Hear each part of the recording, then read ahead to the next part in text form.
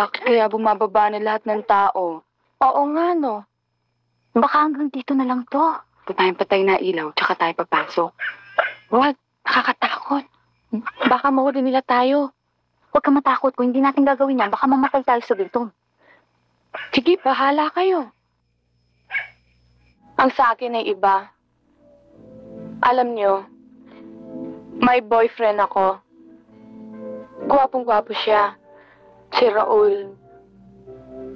Noon ay araw ng kasal namin. Ngunit hindi niya ako sinipot. Kasi mayaman sila eh. Ayaw sa akin ng kanyang mga magulang. Kaya ito, dahil sa malaking kahihiyan, lumayas ako sa amin.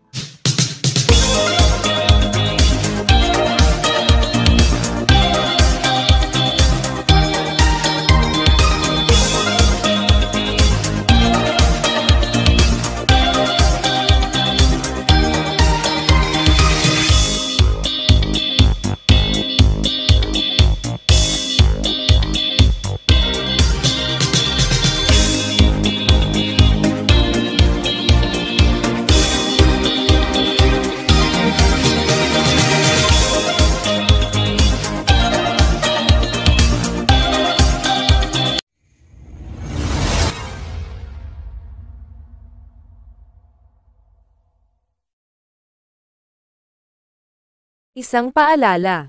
Ibig ko lamang pong ipabatid sa mga taga-subaybay at manonood ng munting channel ko, na ako po ay hindi eksperto.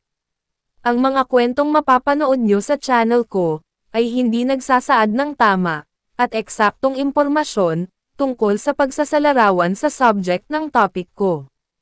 Ito ay bunga lamang sa aking mga pananaliksik. Maraming salamat po.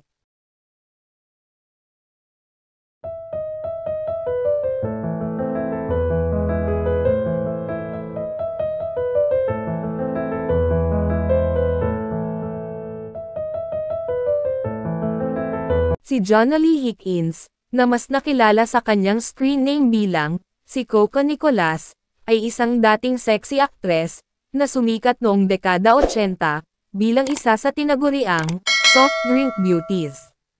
Ang kanyang kwento, ay isang halimbawa ng pag-angat at pagbagsak sa industriya ng showbiz, at ang kanyang pagbangon mula sa mga pagsubok sa buhay. Si Coco Nicolas ay ipinanganak, noong November 7, 1966, sa Olongapo City, Zambales. Nagsimula ang kanyang karera sa pag-arte noong dekada 80, kung saan siya ay naging bahagi ng grupo ng mga aktres, na kilala bilang Soft Drink Beauties, kasama sina Sarcy Emanuel, at Pepsi Paloma. Ang grupo ay nilikha ni Ray de la Cruz. Sumikat si Coco Nicolas, dahil sa kanyang mga pagganap sa mga pelikulang sexy, o tinatawag noong dekada 80 na pelikulang bomba. Sa panahon ng kanyang kasikatan, nagtamasa siya ng isang maluho, at komportableng buhay. Ilan pa nga, sa mga pelikulang kanyang kinabibilangan, ay ang mga sumusunod. Snake Sisters, noong 1984, kasama sina Pepsi Paloma, Myra Manibog, Sarcy Emanuel, at Ernie Garcia. Matukso Kaya ang Anghel, noong 1984, kasama sina Pepsi Paloma, Myra Manibog, Sarcy Emanuel, at Eddie Garcia. Batang Quericada, na ipinalabas sa mga sinehan noong 1984, kasama sina Janice Jurado, Roy Flores, at Anthony Alonzo. Naked Island, noong 1984, kasama sina Pepsi Paloma, Sarcy Emanuel, Myra Manibog, Lito Gruet, Al Tantay, at Charito Solis. Ang nasabing pelikula ay idinirehe ni Boots Plata.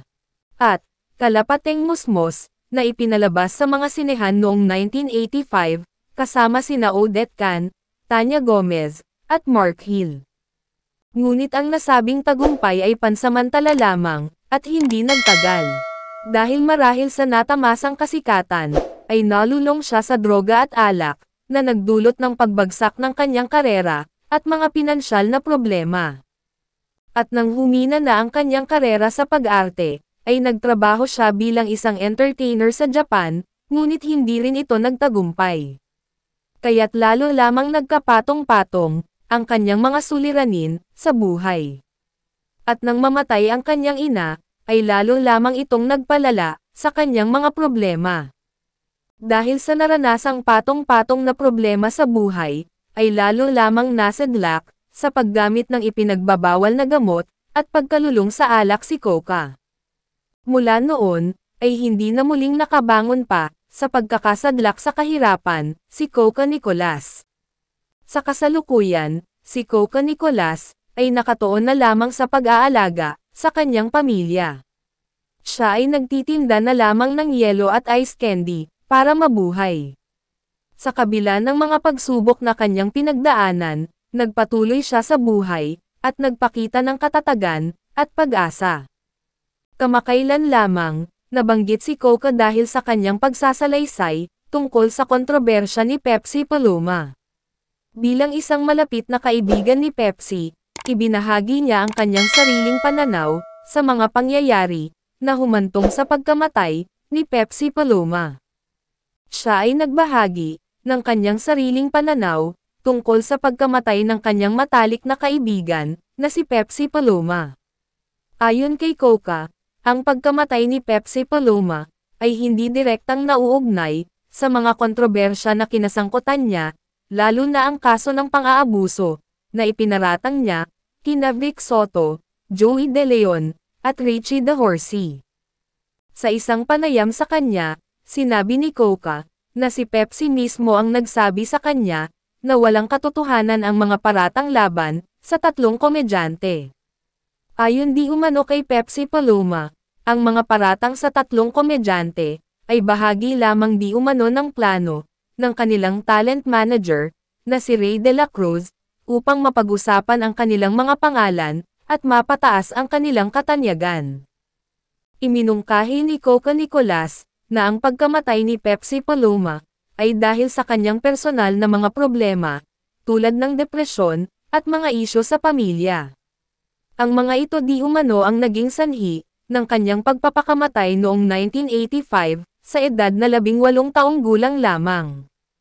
Umaasa si Coca Nicolas na ang kanyang mga pahayag ay makakatulong upang tuluyan ng matuldukan ang mga kontrobersya at mapagbigyan ng kapayapaan ang alaala ni Pepsi Paloma. Ang kanyang mga pahayag ay naglalayong magbigay di umano ng katotohanan sa mga pangyayari at makatulong sa paggaling ng mga taong nasasangkot sa kontrobersya. Isa sa mga controversial na nangyari nung panahon na yun, nung kayo mga soft drinks beauty, ay yung na-involve yung TVJ, di ba, kay Pepsi Paloma. Oo. Anong alam mo dun sa kwento na yun? Kasi nga po, nung araw, nagkasama kami ni Pepsi sa isang bahay. Si Tito Ray po yung kumuha ng bahay na yon. Tapos nag-share kami ni Pepsi sa isang bahay. Then, nung ano po, syempre, lagi kami magkasamang dalawa, kahit saan. Basta para magkapatid na po kami, pero matanda po sa akin yung 2 taon na. Mukhang bata lang eh. Opo, mukhang baby. Then, nung nabanggit ko sa kanya yon na Pechay kasi tawag ko sa kanya kay Pepsi.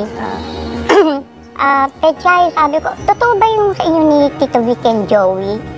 Alin? Yung... Ha? Hindi alam mo naman si Tito Ray. Sabi, yung manager po namin si Ray De La Cruz. Parang hindi ka naman na dyan kay Tito. Sabi niya, lahat gagawin niyan para lang sumikat tayo. Sabi niya. Kaya yun po talaga, ako mismo, ako ang magpo-proof niya na hindi totoo po yun.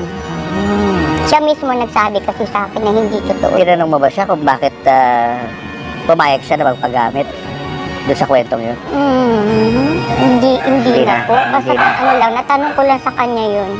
Kasi paborito ko rin po Tito Vic and Joey. Malaking balita yun di ba nung time na yun? Tanong ko sa kanya. May narinig ka ba kay Dr. Ray na sinabi tungkol doon sa pangyayaring yun?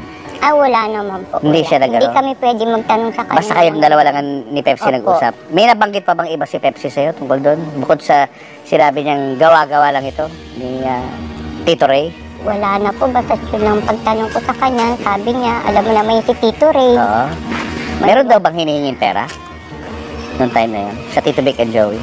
Hindi ko na ano, sir. Hindi. Hindi Opo, niya hindi ko nabanggit.